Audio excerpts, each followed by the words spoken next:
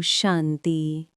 दोस्तों, भक्ति मार्ग में हमने भगवान को याद करने के लिए हमेशा किसी न किसी चित्र यानी पिक्चर या मूर्ति का सहारा लिया है। पर ज्ञान मार्ग की सबसे ऊंची स्टेज क्या है? आज 13 मार्च 2026 की मुरली में बाबा इस स्पिरिचुअल एवोल्यूशन को समझाते हैं। बाबा पूछते हैं, तुम बच्चे अपनी देह को भी भूलने का पुरुषार्थ करते हो, इसलिए तुम्हें किस चीज की दरकार नहीं है? जवाब है, चित्रों की। जब ये चित्र ही यानी ये देह ही भूलना है, तो उन चित्रों की क्या दरकार है? स्वयं को आत्मा समझ विदेही बाप को और स्वीट होम को याद करो। चित्र और मूर्तियां उनके लिए हैं जो अभी स्पिरिचुअल पाथ पर नए हैं, जिनकी बुद्धि अभी फॉर्मलेस पर फोकस नहीं कर सकती। ये चित्र तो है छोटे बच्चों के लिए, अर्थात नयों के लिए। लेकिन आप तो मैच्योर योगी हैं। अपने फिजिकल फॉर्म को भूलिए और उस निराकार सुप्रीम लाइट से डायरेक्ट कनेक्ट हो जाइए। दुनिया में हर इंसान कहता है, मुझे शांति चाहिए। पर क्या वो सच में सिर्फ शांति चाहते हैं या शांति के साथ सुख यानी हैप्पीनेस भी? बाबा इन दो अलग अलग डायमेंशंस यानी लोकों का अंतर क्लियर करते हैं। शांति धाम है निराकारी दुनिया, जहाँ से हम आते हैं। बाकी सतयुग है सुख धाम, उसको शांति धाम नहीं कहेंगे। परम धाम वो जगह है जहाँ कोई हलचल नहीं, कोई कर्म नहीं, बस एब्सोल्यूट पिन ड्रॉप साइलेंस है। लेकिन जब हम फिजिकल बॉडी में आते हैं, सतयुग में, वहाँ हमें सुख मिलता है। वहाँ तुम पवित्रता, सुख, शांति में रहते हो, कोई हंगामा नहीं रहता। आज दुनिया एक झगड़ालू देश बन चुकी है। घर में बच्चे झगड़ा आदि करते हैं तो उनको कहा जाता है शांत रहो। तो बाप कहते हैं, तुम आत्माएं उस शांति देश की थीं, अब झगड़ालू देश में आकर बैठे हो। अपनी बुद्धि को उस एब्सोल्यूट साइलेंस शांति धाम में चार्ज कीजिए, ताकि अब सुख धाम के मालिक बन सकें। दुनिया में लोग सबसे बड़ी यूनिवर्सिटीज़ जैसे ऑक्सफर्ड, हार्वर्ड में पढ़ने का सपना देखते हैं, पर आप इस वक्त कहाँ बैठे हैं? बाबा आपको इस स्टडी का लेवल याद दिलाते हैं। ये स्कूल कोई कम थोड़े ही है, गॉड फादर की यूनिवर्सिटी है। सारी दुनिया में ये बढ़े बड़ी यूनिवर्सिटी है। इस यूनिवर्सिटी का चांसलर कोई आम इंसान नहीं, स्वयं गॉड फादर है।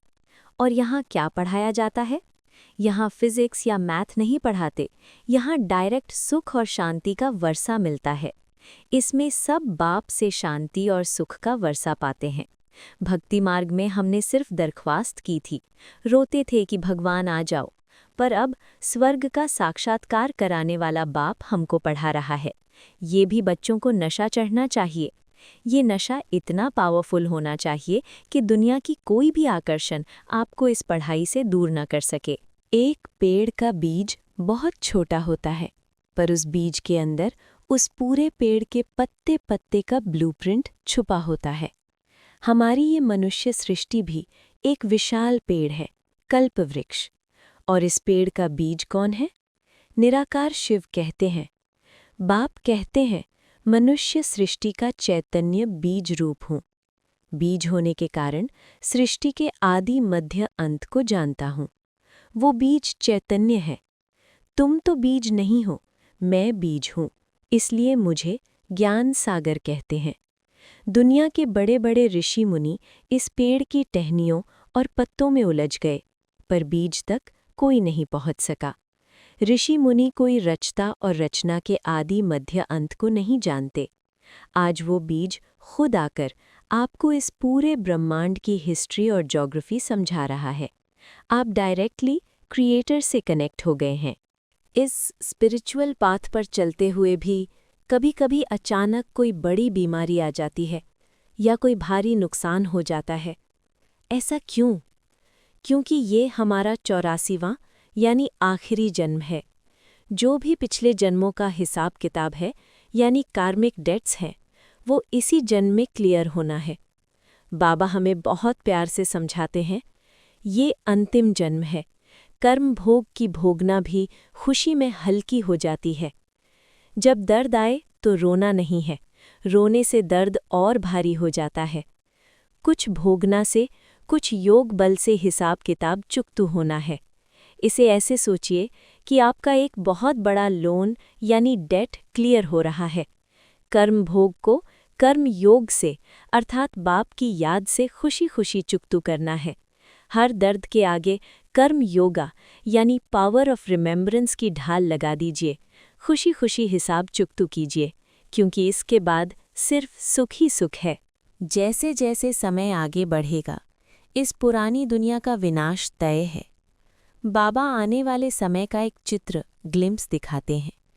पिछाड़ी में तो है ही मारामारी, अर्थक्वेक आदि बहुत होंगी, तुमको साक्षात्कार होते रहेंगे। एक तरफ दुनिया मौत और डर से कांप रही होगी और दूसरी तरफ आप योगी बच्चों को अपने आने वाले स्वर्ग के महलों का साक्षात्कार विजन्स हो रहा होगा। उस वक्त हर एक को अपने कर्मों का रिजल्ट दिखाई देगा। हर एक को मालूम पड़ जाएगा हम कौन सा पद पाएंगे। फिर जो कम पढ़े हुए होंगे वो बहुत पछताएंगे। जो लोग आज पढ़ाई को हल्के में ले रहे हैं वो उस दिन बहुत रोएंगे। बाप कहेंगे तुम नहीं पढ़े, ना औरों को पढ़ाया, ना याद में रहते थे। इसलिए उस पछतावे से बचने के लिए आज से ही अपनी पढ़ाई और याद की यात्रा को सीरियस कर लीजिए। भक्ति मार्ग में लोग बहुत दान पुण्य करते हैं, पर उसका रिटर्न उन्हें कहाँ मिलता है? एक जन्म में। लेकिन बाबा आज कॉस्मिक इकोनॉमिक्स का सबसे बड़ा राज खोलते हैं। बाबा कहते हैं आगे जो तुम दान पुण्य करते थे उसका रिटर्न दूसरे जन्म में मिलता था, अब तो 21 जन्मों के लिए एवज़ा मिलता है। क्यों? क्योंकि पहले आप साधु संतों को यानी इनडायरेक्ट देते थे, अब आप अपना टाइम, एनर्जी और पैसा डायरेक्ट उस निराकार सुप्रीम क्रिएटर की मिशन में लगा रहे हैं। आगे तुम इनडायरेक्ट देते थे, ये है डायरेक्ट। बाकी तो तुम्हारा सब खत्म हो जाएगा। इस डूबती हुई दुनिया में पैसा रखकर क्या करेंगे? यहाँ भी बाप समझाते हैं, कोई 2 पैसा भी देते हैं तो उनको रिटर्न में 21 जन्मों के लिए बहुत मिल जाता है। बाबा सलाह देते हैं, बाबा कहते रहते हैं पैसे हैं तो सेंटर खोलते जाओ, अक्षर लिख दो, सच्ची गीता पाठशाला। यही वो डायरेक्ट इन्वेस्टमेंट है जो विनाश की आग से बचकर आपको सतयुग के महल दिलाएगा। भगवान की महिमा क्या है? वो ज्ञान का सागर है, सुख का सागर है और शांति का सागर है। क्या आप सिर्फ इस महिमा के गीत गाने आए हैं या खुद ऐसा बनने आए हैं? बाबा कहते हैं जो बाप की महिमा है वही इस समय तुम्हारी महिमा है, फिर भविष्य में तुम्हारी महिमा अलग होगी। आपको एग्जैक्ट बाबा की कॉपी बनना है। जैसे बाप ज्ञान का सागर है, तुम भी हो। तुम्हारी बुद्धि में सृष्टि चक्र का ज्ञान है। जानते हो बाप सुख का सागर है, उनसे अथाह सुख मिलते हैं। अगर बाबा सुख का सागर है तो उनके बच्चों के द्वारा किसी को दुख यानी सौरो कैसे मिल सकता है? आपको फॉलो फादर करना है। अपने हर कर्म, हर बोल को इतना श्रेष्ठ यानी एलिवेटेड बनाइए कि लोग आपके अंदर उस भगवान की झलक देख सकें।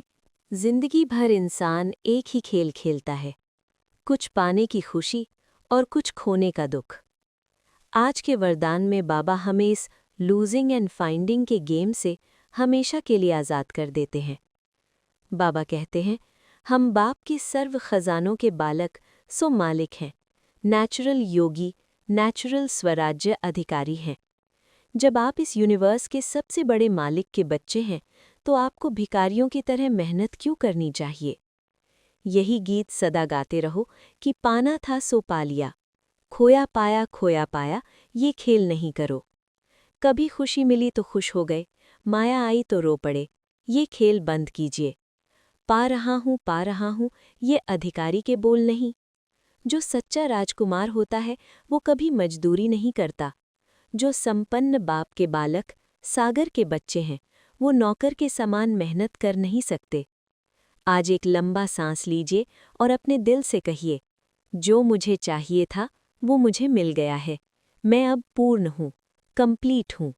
अंत में स्पिरिचुअल पाथ पर 100% सक्सेस का फॉर्मूला क्या है?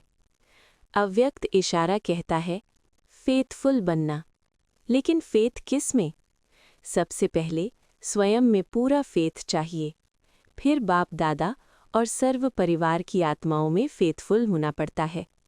पहले खुद पर विश्वास कीजिए कि मैं एक महान आत्मा हूँ, फिर भगवान पर और उसके बाद इस डिवाइन फैमिली पर।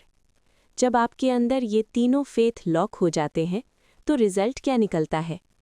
जितना फेथफुल बनकर, निश्चय बुद्धि होकर कोई कर्तव्य करेंगे तो फेथफुल होने से सक्सेसफुल हो ही जाएंगे। आपका हर कर्म सक्सेस की गारंटी बन जाता है। फेथफुल होने से हर कर्तव्य, हर संकल्प, हर बोल पावरफुल होगा। आइए आज इन फिजिकल मूर्तियों और चित्रों से आगे बढ़ें, शांति धाम को याद करें, कर्म भोग को खुशी से चुकतू करें और पूरे विश्वास के साथ इस दुनिया को बताएं, पाना था सो पा लिया, अब मुझे और कुछ नहीं चाहिए। ओम शांति।